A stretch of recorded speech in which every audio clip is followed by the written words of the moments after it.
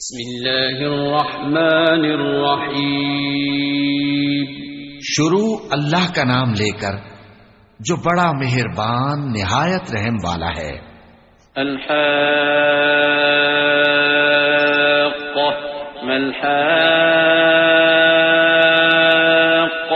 وما ادراک ما الحاقہ كذبت ثمود وعاد بالقارعة فأما ثمود فأهلكوا بالطاغية وأما عاد فأهلكوا بريح صرصر عاتية سخرها عليهم 7 ليال و8 أيام حسوما فترى القوم فيها صرعى كأنهم أعجاز نخل خاوية فهل ترى لهم من باقية وجاء فرعون ومن قبله والمؤتفكات بالخاطئة فعصوا رسول ربهم فأخذهم أخذة رابية. سچ مچ ہونے والی، وہ سچ مچ ہونے والی کیا ہے، اور تم کو کیا معلوم ہے کہ وہ سچ مچ ہونے والی کیا ہے؟ وہی کھڑکھڑانے والی جس کو سمود اور عاد دونوں نے جھٹلایا. سو سمود تو زبردست زلزلے سے ہلاک کر دیے گئے، رہے عاد تو ان کو نہایت زوردار آندھی سے تباہ کر دیا گیا. اللہ نے اس کو 7 رات اور 8 دن ان پر چلائے رکھا. تو اے مخاطب، تو ان لوگوں کو اس میں اس طرح گرے ہوئے دیکھتا جیسے کھجوروں کے کھوکھلے تنے. پھر کیا تو ان میں سے کسی کو بھی باقی دیکھتا ہے؟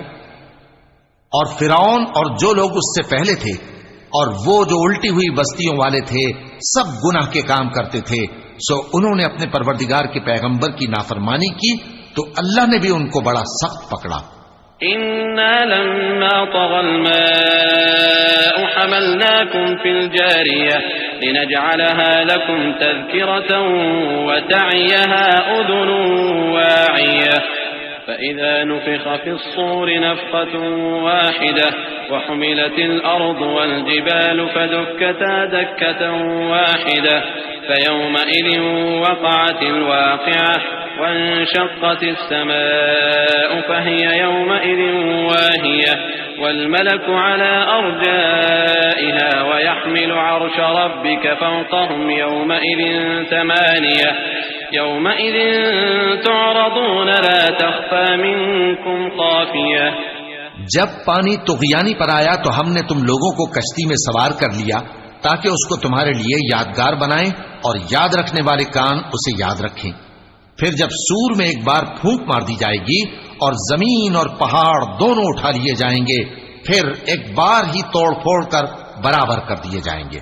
تو اس روز ہو پڑنے والی یعنی قیامت ہو پڑے گی اور آسمان پھٹ جائے گا تو وہ اس دن کمزور ہوگا اور فرشتے اس کے کناروں پر ہوں گے اور تمہارے پروردگار کے عرش کو اس روز 8 فرشتے اپنے اوپر اٹھائے ہوں گے. اس روز تم لوگ سب پیش کیے جاؤ گے اس طرح کہ تمہاری کوئی پوشیدہ بات چھپی نہ رہے گی.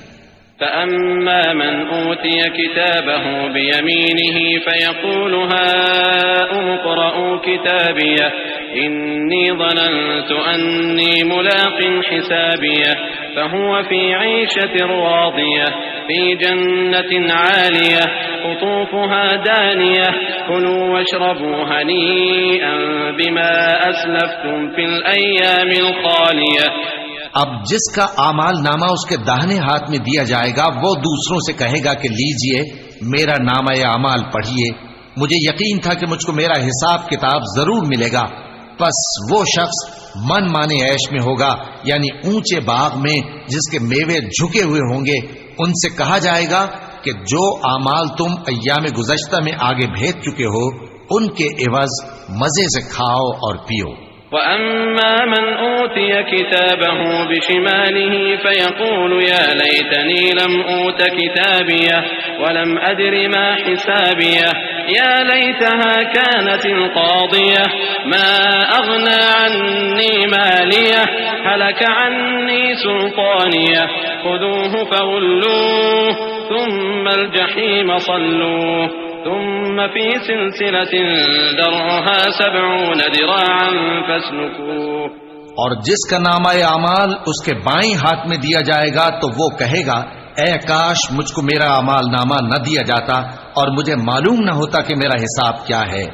اے کاش موت میرا کام تمام کر چکی ہوتی. آج میرا مال میرے کچھ بھی کام نہ آیا، مجھ سے میرا اقتدار جاتا رہا.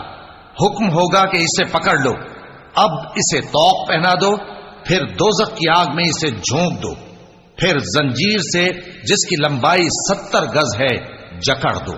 إنه كان لا يؤمن بالله العظيم ولا يحض على طعام المسكين فليس له اليوم هاهنا حميم ولا طعام إلا من غسلين لا يأكله إلا الخاطئون فلا أقسم بما تبصرون وما لا تبصرون إنه لقول رسول كريم وما هو بقول شاعر قليلا ما تؤمنون ولا بقول كاهن قليلا ما تذكرون تنزيل من رب العالمين.